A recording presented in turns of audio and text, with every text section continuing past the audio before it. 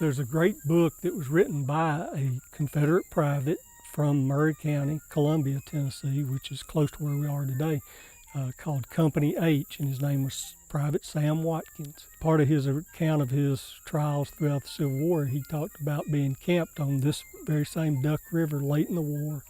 They were hungry, they were looking for something to eat. He and his tent mates went down to the river, filled up their meal sacks with the mussels like are here today. They took them back to camp and they cleaned out the tissue out of the shell and they battered it, they fried it, they baked it and boiled it. He said, but no way could we make it palatable. They were just too tough and chewy. And he said, I woke up in the middle of the night to hear my tent mates saying, oh save me from ever eating mussels again.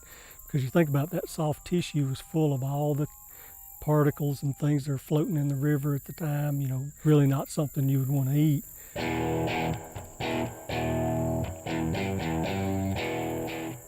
It's a common question that you get from members of the public, just what are mussels, what are they good for? Their basic function is they're a biological filter. They're filtering algae and bacteria out of the water and helping clean the water.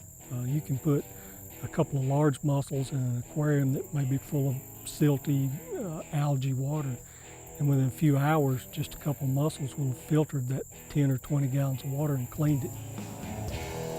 It's estimated most mussels, say the size of the palm of my hand, can filter 1.5 gallons of water an hour.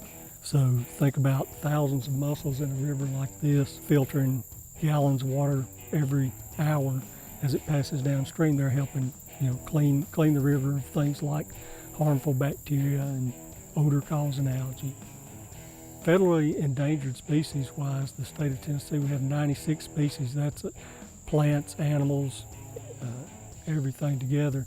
Of those 96, 48 of them are freshwater mussels. My main focus with freshwater mussels is trying to recover some of the rare, federally threatened and endangered species.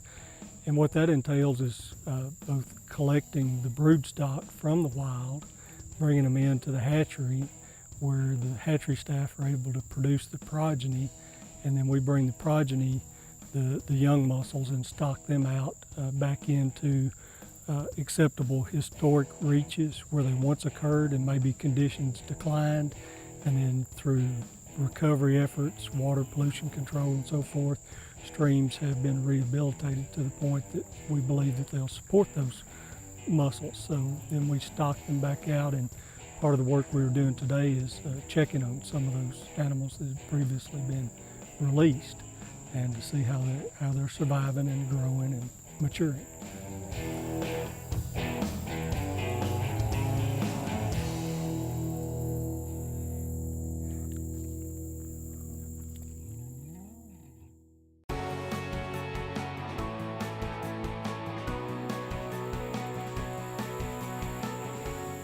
We measure the growth, which is the length of the mussel shell, and we also record the tag number, and we know at what size that animal went into the stream.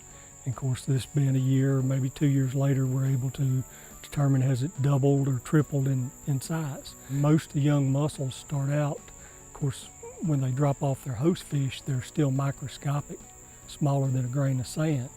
But within a year to 2 years, they're an inch or so long. Some species live 50, 60 years or more and will get as big as a dinner platter.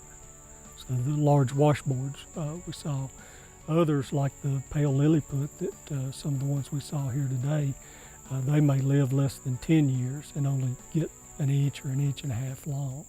So it runs the whole gamut. Tennessee has more species of freshwater mussels than any other state except for Alabama.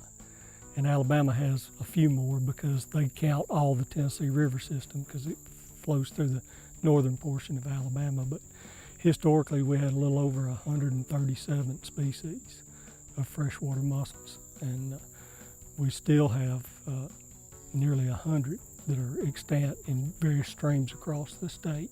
So it still retains a lot of the diversity. And that's where we work with states like Alabama, Kentucky, Virginia, to provide them brood stock of rare mussel species. They take them into their culture facilities, produce offspring, and then for us allowing them to use the brood stock, we also get a percentage of their production back. So some of the mussels we picked up here today were ones that were actually produced in Alabama, and they were given to us, and we started releasing them here 4 years ago in 2014. So it's kind of cooperative agreement. You know, everything you can do as far as water conservation, limit the amount of chemicals you use in your household, in your yard. Those chemicals, you know, every time it rains, they end up in the streams and they're eventually brought into the rivers. And mussels are highly sensitive to a lot of chemicals that don't bother fish. The Environmental Protection Agency 4 or 5 years ago altered the ammonia limit for wastewater treatment plants based on new toxicity data for freshwater mussels.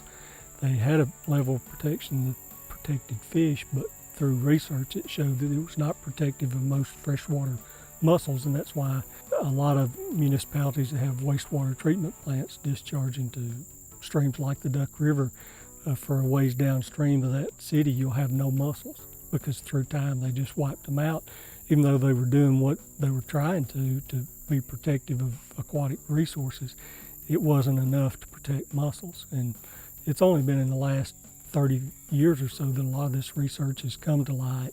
People have gotten really interested and had the ability to differentiate what those toxicity points are for those different aquatic species. The other things to be aware of is, you know, siltation. The Duck River, that's the #1 source of stress for freshwater mussels, is just soil erosion. Because if the river runs muddy, think about that mussel trying to filter out its food. Well, it's suddenly getting clogged with all this soil, and it can even suffocate just like it can fish. The difference is the mussel can't leave. It's going to live its whole life pretty much in that gravel bed where it's deposited. It can move around with that muscular foot a few feet to a few meters, but it can't, swim upstream for miles to get away from pollution.